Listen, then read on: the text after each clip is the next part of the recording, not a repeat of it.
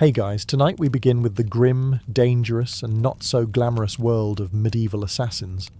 Those shadowy figures who crept through castle halls and darkened alleys to change history with a blade and a whisper. While Hollywood makes them look cool, the truth is, being a medieval assassin seriously sucked. So before you get comfortable, take a moment to like the video and subscribe, but only if you genuinely enjoy what I do here. And let me know in the comments where you're tuning in from and what time it is for you.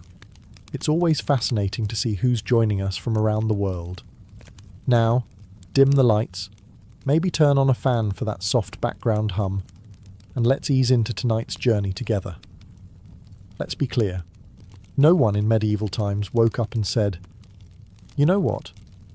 I'd like to stab a nobleman in the throat for 12 silver coins and the honour of hiding in a barrel for 3 days." Becoming an assassin wasn't a career path. It was more like a last stop on the life went horribly wrong train. Most medieval assassins weren't mysterious loners trained in mountaintop temples. They were desperate peasants, disgraced soldiers, ex-thieves with decent aim, or people so far off society's radar they could kill a man and still not be noticed in the census. If you were well off, you didn't become an assassin. You hired one. If you had a title, land, or even a goat to your name, you were in management. But if you'd just escaped debtor's prison, had a reputation for solving problems, and could sneak into a tavern without being seen, congratulations. Someone, somewhere, was about to slide a coin purse across the table and whisper a name, and that name wasn't a fun one. You weren't asked to take out Bob the quiet turnip farmer. It was usually a corrupt baron, a bishop with too much gold, or someone with 12 bodyguards and a moat. The pay? Tempting. The job? Horrifying. But by the time someone considered it, they had nothing left to lose. No family, no future, and definitely no dental plan. Plus, let's not forget the absolute lack of job perks. No pension, no glory, no evenings off.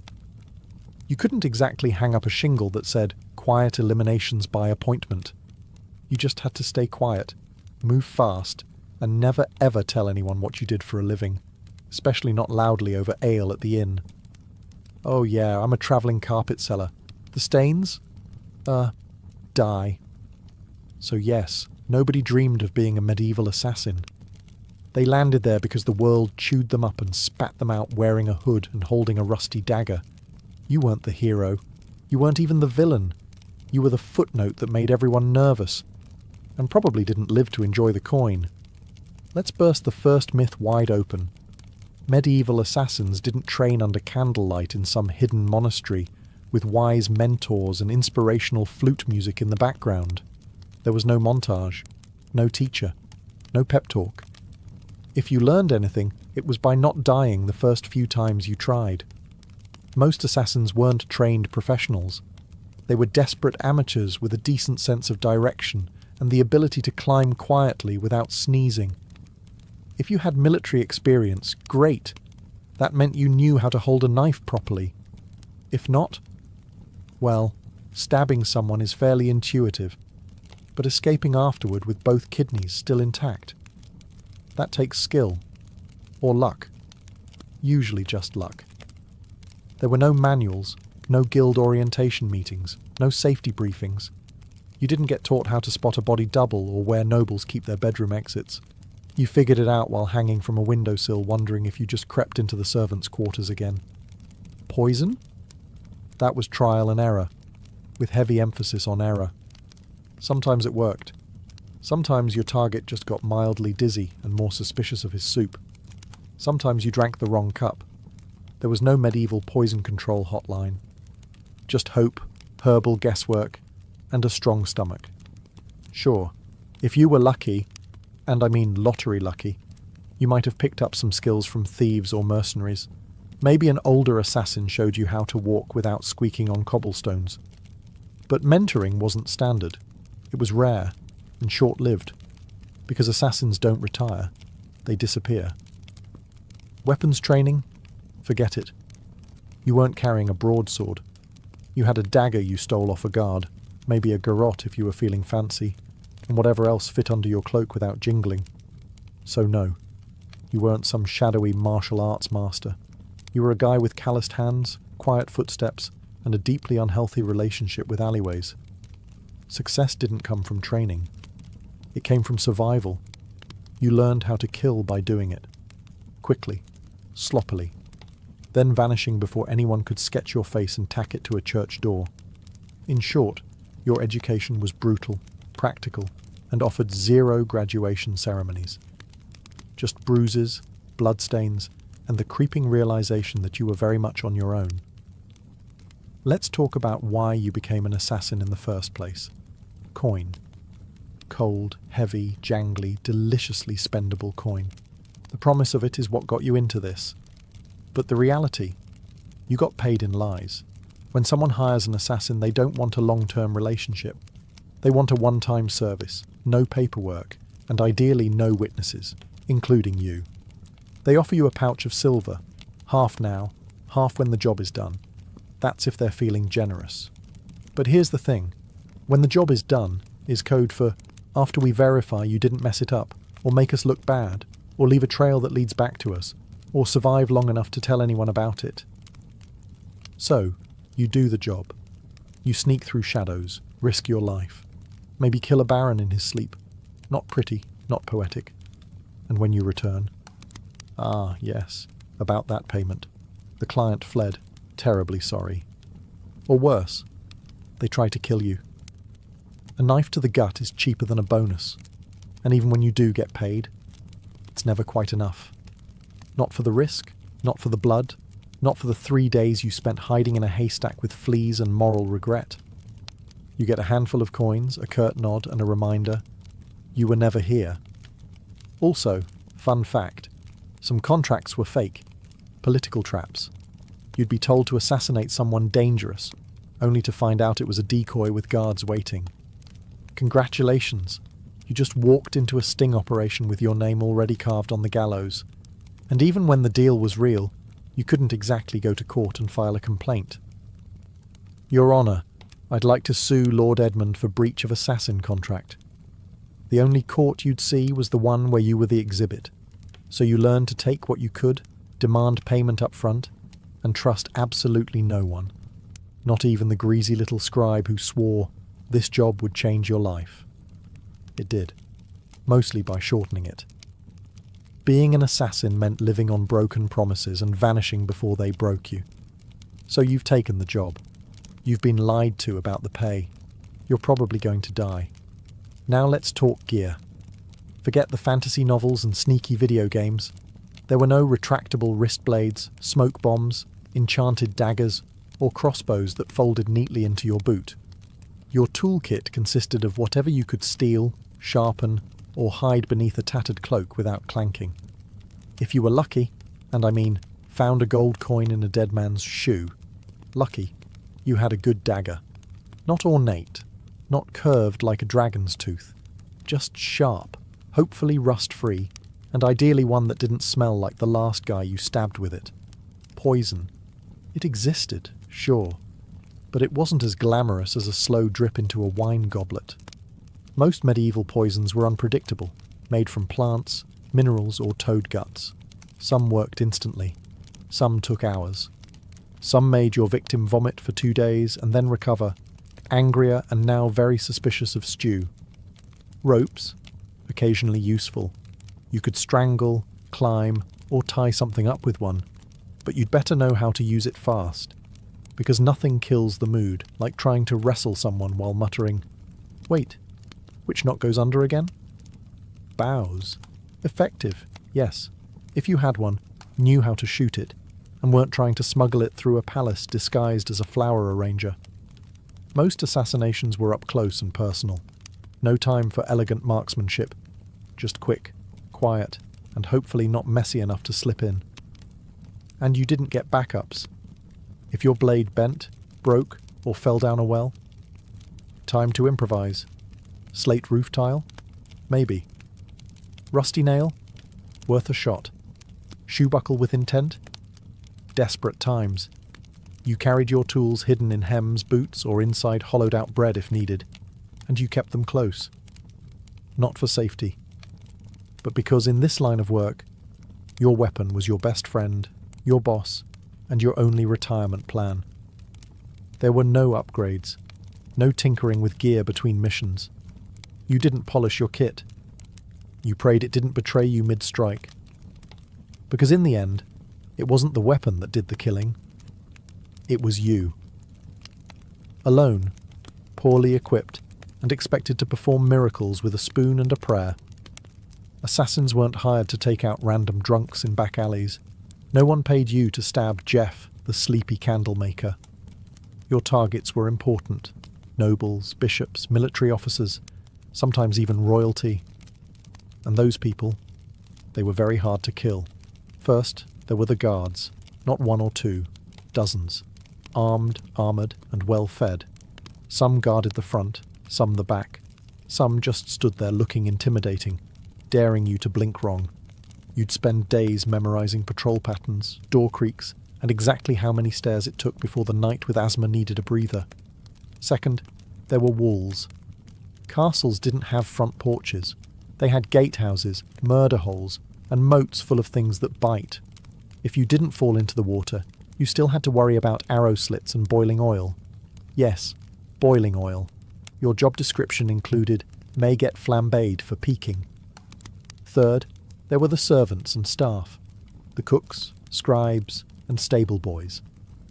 One wrong look from you, and they'd be whispering to the guard captain faster than you could say, "I'm just the herbalist." Assassins weren't just fighting swords, they were fighting gossip. And medieval gossip travels at light speed, if it means someone gets to keep their head. And finally, your actual target? Paranoid. Rightfully so. These people were surrounded by backstabbers, relatives with claims to their titles, and 36 people pretending to like them. They didn't eat without a tester. They didn't sleep without 3 locks on the door. Some even slept in decoy beds or rotated rooms like a deadly version of musical chairs. And don't get excited if you hear they're attending a feast. Yes, they'll be drunk, but so will you. And you'll still have to get past the royal guards, 3 dogs, a very alert jester, and 50 witnesses holding tankards. Even getting close to your target could take weeks, posing as a servant, bribing a chambermaid, hiding in barrels. And when the moment finally came, you had one shot. One precise, perfect, non-squeaky, non-bloody, ghost vanish in the night moment. Or you'd become the next public deterrent, swinging from the castle gate with a sign that read, "Nice try." Let's be honest. When you picture a medieval assassin, you probably imagine sleek black robes, leather braces, maybe a mysterious hood billowing in the moonlight. Reality? You looked like a sick goat herder with something to hide. Disguises in the Middle Ages weren't exactly high fashion. You didn't have custom-tailored cloaks or retractable armour. You had whatever you could scavenge. Peasant rags, a monk's robe 2 sizes too big, or the remains of a guard uniform that definitely still smelled like its previous owner. The goal was to blend in, but blending in meant looking like everyone else who hadn't bathed in 2 weeks, limped from old injuries, and had a nervous twitch from malnutrition. You didn't look suspicious because of your cloak. You looked suspicious because you kept adjusting your belt to hide a dagger wrapped in cheesecloth. And forget masks. There were no Guy Fawkes options.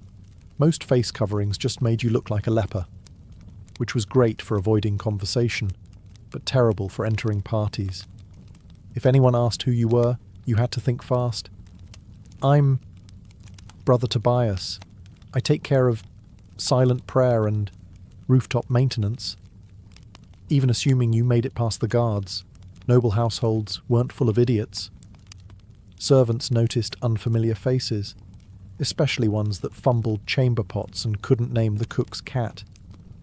You were always one, "I've never seen you before," away from being clubbed with a candlestick. And if your disguise did work, congratulations. You now had to stay in character for hours while pretending not to notice all the very stab-worthy people wandering by. Also, wigs. They didn't exist. If you needed to look older or younger, you were stuck smearing dirt on your face, squinting, and hoping no one got close enough to notice that your beard was glued on with honey. The truth was, your disguise didn't protect you. It gave you maybe 5 minutes of confusion. After that, you had to be gone, invisible, or very, very convincing. And if anyone saw through it, well, let's just say no one wants to be the assassin caught in the bishop's laundry room, wearing a nun's habit and holding a sword. Especially not on a feast day. In medieval times, if you were an assassin, you didn't have a team. You didn't have a sidekick with a crossbow, a clever alchemist in a secret lair, or a handler who gave you coded scrolls and warm encouragement. You had you, a rusty dagger, and crippling trust issues. There were no guilds, at least not ones you could actually count on, and if there were whispers of a brotherhood of assassins, it was mostly tavern talk, fueled by mead and boredom. You were more likely to meet a ghost than another professional killer who wanted to network. Why the isolation? Because in your business, the fewer people who knew you existed, the longer you lived. Every contact was a risk, every loose tongue a potential noose. Even your client might not know your real name. And if they did, you were already planning your exit. Companionship?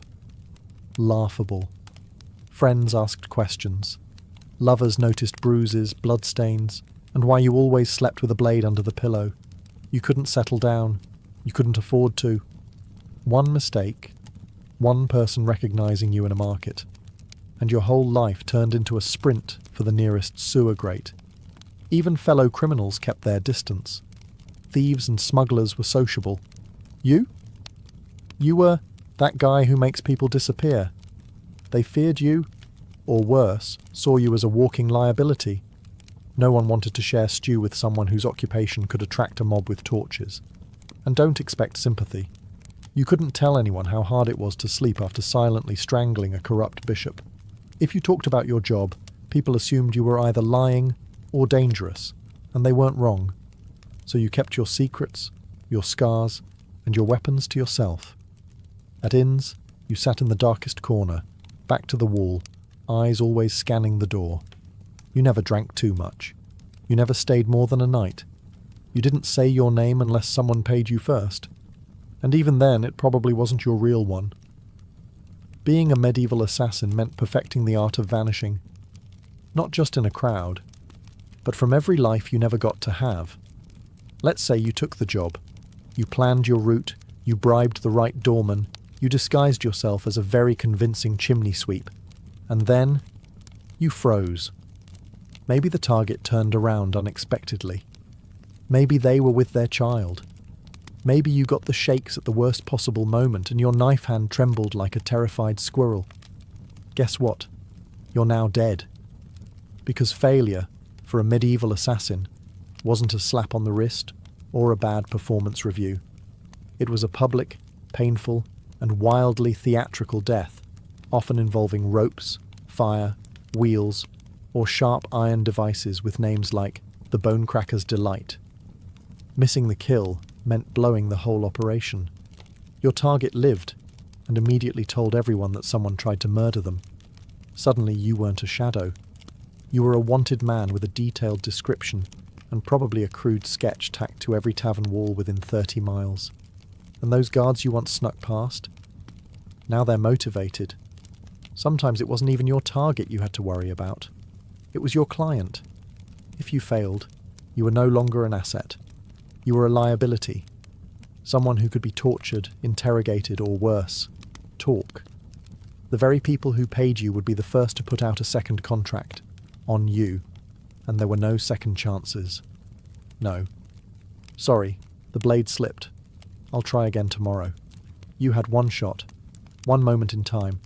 And if you blew it, the best you could hope for was to die quickly before anyone found out who hired you. Failure also meant shame. The silent, humiliating kind. You didn't just fail to kill. You failed to be invisible. To be perfect. And for assassins, perfection was survival. Anything less? Might as well paint a target on your back and start practicing your final word speech. It didn't matter how many jobs you'd done before. No one cared that you succeeded 12 times. Because in this profession, You're only as good as your last kill. And if your last kill didn't happen, you'd better start running. So you did it. The plan worked. The dagger struck true. No screams, no guards, just a clean drop to the floor and a very important person who now wasn't. Congratulations. Now run for your life. Because being a successful assassin in medieval times didn't mean sipping wine on a rooftop while the city burns behind you. It meant fleeing through back alleys with someone's blood on your boots and a dog already sniffing your trail. There was no victory lap, no post-job drink with colleagues, no casual debrief with your client. You didn't even get a moment to admire your work. The moment your blade struck, your new job became escaping everyone who now wants to murder you in increasingly creative ways. Guards, coming, doors, locked, horses, tied up on the other side of town. You, probably bleeding. You had to plan your exit before the kill. Routes, disguises, fallback safe houses. Maybe a boatman who owed you a favour, or at least didn't ask questions. Because the city would go on lockdown within minutes. No one wanted a scandal. And lockdown meant closed gates, armed checkpoints, and a dozen angry men with swords who all just received your rough sketch and the phrase, maybe armed and extremely stabby. And let's talk about the client. Assuming they actually planned to pay you, they weren't going to meet you at a cosy tavern with a smile and a thank you card. They'd probably vanish too, because an assassin who just completed a job is the most dangerous person alive. You knew too much. You'd proven you could get into places others couldn't. So even when you succeeded, you walked away with coin in one hand and a giant target on your back. And what did you win? A week of sleeping in haylofts, bribing ferry captains, shaving your beard in the dark, and pretending your name was Brother Lucian as you tried to blend in with monks heading east. Because success didn't mean survival. It meant starting the whole game over. In a new city, under a new name, with even more people looking for you this time. So yes, you made the kill. Now, run like hell. If being a medieval assassin wasn't already miserable enough, poor, hunted, and sleeping in places that smelled like goat, you also had to deal with the wonderfully creative paranoia of the people around you. Because in the Middle Ages, assassins weren't just feared, they were considered cursed. To the average peasant, you weren't just a killer in a hood. You were some unholy creature who whispered to demons and smeared frog guts on your blade under a full moon. Why else would you be able to sneak past guards and vanish in the dark? Logic wasn't exactly popular back then. But superstition? Oh, that was everywhere. Some believed assassins could shapeshift. Others claimed you were invisible unless bathed in holy water. One popular tale suggested assassins made pacts with forest spirits and could breathe death through walls. Imagine walking through a village and hearing a woman mutter, "Don't make eye contact, he might hex the baby." Even your tools were suspect. Carrying a dagger, clearly it was forged in a cursed forge. Using poison, that wasn't chemistry, that was witchcraft, and you probably stirred it with a severed toe under a blood moon. You'd think this fear might help you. After all, people avoided you, right? But the reality was worse. Superstitious mobs don't hesitate. They don't ask questions. They throw stones, set fires, and shout things like, "Burn him before he calls lightning." Your reputation made people overreact. The second someone died unexpectedly, illness, accident, choking on a chicken bone, someone would whisper, "Maybe it was a shadow man. Maybe it was him." You could be hunted just for existing in the same village as a suspicious death. That meant you had to keep moving. Always. Stay too long, and suddenly a priest is ringing a bell while 5 angry farmers hold pitchforks like they've been waiting for this moment their entire lives. And heaven help you if you were caught with anything remotely weird.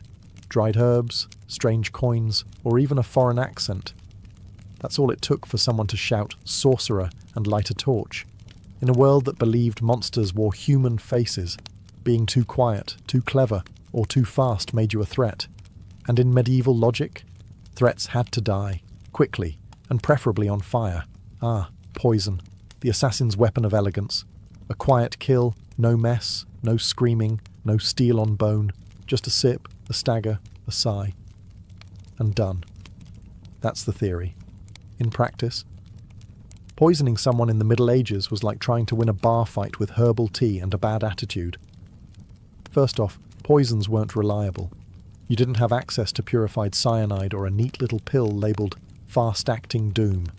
You had plants, mushrooms, minerals, maybe the occasional toad. You had to gather, grind and pray. And even then, it might just give the target a stomachache and a renewed commitment to his anti-assassin guard team. There was no scientific measurement. You didn't dose precisely. You eyeballed it. A pinch too little, and the noble just vomits and cancels dinner. A pinch too much, and you die from exposure before the first course is served. Also, medieval kitchens were chaotic. You couldn't just waltz in and season the soup with nightshade. You had to bribe or impersonate a cook, sneak in while no one was watching, or, worst of all, try to poison a meal that would go through 3 tasters and a dog. Yes, a dog. And if your victim was a noble, they didn't just eat food, they treated it like a military operation. Meals were tasted, blessed, and sniffed by everyone from the steward to the jester. By the time the food hit their plate, it had passed through more security than a royal wedding. Even assuming you did it, you slipped in the poison, it wasn't detected, and the target actually ate it. The next part was wildly unpredictable. Some poisons took hours. Some took days. 1 minute your mark is laughing at a joke, the next he's clutching his stomach and demanding to see his astrologer. And if they survived, guess who they'd blame? Not the cook, not the taster. You, the quiet man with the herbal knowledge and twitchy eyes. So poisoning wasn't efficient. It was risky, slow, and full of variables, none of them in your favour. And if you were caught, you didn't get a quick death. You got interrogated, with tools, until you confessed to poisoning everyone from the Duke to the dog. You'd think that if you successfully changed the course of history by removing a tyrant, sabotaging a royal bloodline, or silencing a political threat, someone would remember your name. Nope. You were an assassin. That meant your name was never meant to be remembered. At best, you were a rumour. Some hooded figure, a foreigner with cold eyes, or the quiet man who never finished his ale. You might have pulled off the most legendary hit of the century, and still ended up as a mysterious death in the official record. In fact, that was the point. Your client didn't want a story. They wanted plausible deniability. The fewer people who knew who did it, the safer they were, and the less likely they were to end up poisoned by their own assassin. So your name was buried the moment the job was done, if you even used a real one. You didn't sign your work. You didn't brag. You didn't keep trophies. You didn't exist outside the moment of the kill. And if someone did know your name, that was a loose end. And in your profession, loose ends had a very short shelf life. And forget about honour. There were no medals for silence. No stone monuments for the man who stopped a war with one dagger in the night. If a noble wanted a statue, they commissioned one for themselves. You got a wooden box, an unmarked grave, or if things went really badly, a head on a spike labelled traitor. Sometimes your name was known only so it could be cursed. You'd become a whispered warning. Don't cross the king. Remember what happened to Lord Ulrich? Yes. And the man who did it? Gone. Like a ghost. That was your legacy. Not fame. Not fear. Just absence. You weren't supposed to leave a mark. You were supposed to vanish. And if you stuck around long enough to be known, that was a fatal mistake. Because in the medieval world, heroes got remembered. Assassins got erased. So you survived. You got the job done. You even managed to get paid. A miracle in itself. Now all you have to do is lay low, keep your head down, and trust that your client will honour the deal and protect your identity. Right? Wrong. Because in the world of medieval assassination, there was one rule even more sacred than don't get caught. Never trust anyone, especially the person paying you. Your client, be they a noble, a merchant, or a bishop with ambition and very loose morals, didn't hire you out of respect. They hired you because they needed something awful done, and you were the sharpest tool in the shadows. Once the job was complete, you became a liability. You knew too much. You knew who wanted who dead, when, why, and possibly how much they were willing to pay for it. That made you dangerous, not just to their enemies, but to them. So what did they do? They ghosted you. They denied they ever met you. Or worse, they sent someone else after you, to clean up, to tie off the contract with something sharper than ink. There were even cases where clients double-booked, hiring one assassin to do the job and another to kill the first one immediately after. No refunds, just reduced risk. And if you dared try to blackmail a client, threaten to expose them, that was bold. And also your final mistake, because powerful people in the Middle Ages didn't negotiate with assassins. They crushed them. If your client had a shred of honor, a rare species indeed, you might get paid and left alone. But even then, you'd still have to assume they were watching you, from a distance, with someone already sharpening steel and memorizing your walk. You were the secret that couldn't talk, the shadow that couldn't stay. Even success wasn't enough to earn trust. Because in their eyes, if you killed once, you could kill again. And no one, not even the person who hired you, wanted to be next. Let's say, somehow, you beat the odds. You survived the kills, the lies, the poisonings, the betrayals. You outlived your enemies, your employers, and probably your own sense of morality. Now what? You retire? Absolutely not. Because in medieval times, assassins didn't get retirement plans. There were no farewell banquets, no quiet cottages by the sea, no pensions paid in gold coins and grateful whispers. You didn't fade into a peaceful life. You vanished, or you died. Often both. The problem was simple. You were never safe. Even if you walked away from the job, your past didn't. You had too many secrets in your head, too many names in your memory, and too much blood on your hands. People didn't want you retired. They wanted you forgotten, which usually meant buried. And even if no one came after you, and that's a big if, you had to live with the constant fear that someone might. That a new assassin, young and eager to prove himself, had just received a contract for a shadowy figure who used to be someone dangerous. So you changed your name. Again. You moved to a village where no one asked questions. You faked a limp, sold herbs, pretended you once worked as a guard. But even then, you didn't sleep well. You avoided crowds. You always sat facing the door.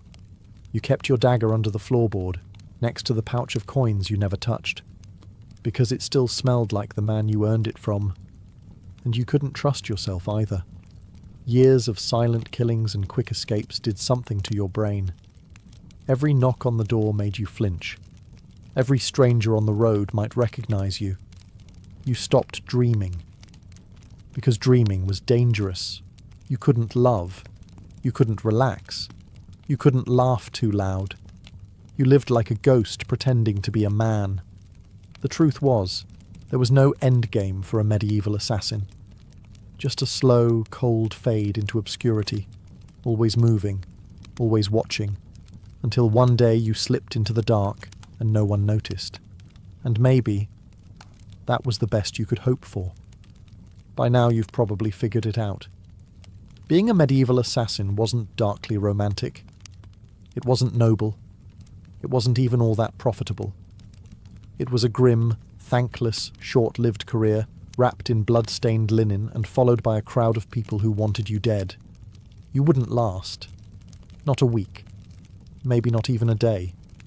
Because you'd start with the wrong assumptions. That you'd be sleek, in control, a whisper in the dark. But what you'd really be is cold, hungry, and one bad guess away from the noose. You'd slip into town, cloak pulled tight, ready for action, only to discover that your target moved locations, The guards are drunk but trigger-happy, and the stable boy you paid for information just sold you out for a mug of ale and a piece of bread. You'd freeze at the wrong time, stab the wrong guy, get spotted by someone's maid who once saw your face near the chapel, and suddenly you're not a shadow, you're the problem. Then what? You run. But you're not used to medieval terrain. The mud, the uneven cobblestones, the absolutely insane number of loose chickens in the street. You slip, fall, get tackled by a guard named Thomas, who just got dumped and is looking for an outlet. And let's say you survive that. Then you deal with the aftermath. No allies, no honour, and no future. Just whispers, suspicion, and the growing realisation that even if you succeed, the best you can hope for is to die old and alone, hiding behind a false name in a village that still believes in fairies. So no, you wouldn't last. And frankly, you shouldn't try. Because the assassin's life wasn't cool. It was a cruel machine that chewed people up and spat out nothing but shadows. It offered power without peace, and purpose without a place in the world. You didn't make history. You erased yourself from it. And the only thing waiting for you at the end was silence. A silence no one would question. Because no one even remembered you were there in the first place. Before she was the feared Queen of Macedonia, Olympias was known as Myrtale, a Molossian princess from the rugged tribal lands of Epirus. Her people claimed descent from Achilles himself, and whether or not the blood of heroes truly ran in her veins, one thing was certain. This was not a woman born for the sidelines of history. From a young age, Myrtle was steeped in mystery and ritual. Her upbringing was shaped not just by politics, but by prophecy, ecstatic rites, and a reverence for the ancient gods. She wasn't the type of princess who smiled and embroidered tapestries. No, she was drawn to serpents, omens, and the frenzied ceremonies of the cult of Dionysus, where women danced barefoot in the moonlight and called upon the divine in states of trance. Her connection to the gods wasn't performative, it was personal. She didn't merely worship, she embodied. According to ancient sources, likely written by men both terrified and enthralled, she kept sacred snakes in her chambers and even allowed them to coil beside her in bed. Whether this was a literal fact or the kind of slander that powerful women attract like flies, we'll never know. But it stuck. To her allies, it made her divine. To her enemies, it made her dangerous. Her real power began not in a battlefield or throne room, but in the uneasy flicker of torchlight, among the whispers of priestesses and the curling bodies of serpents. She wasn't just a princess. She was a living oracle. A woman touched by something older than politics and colder than steel.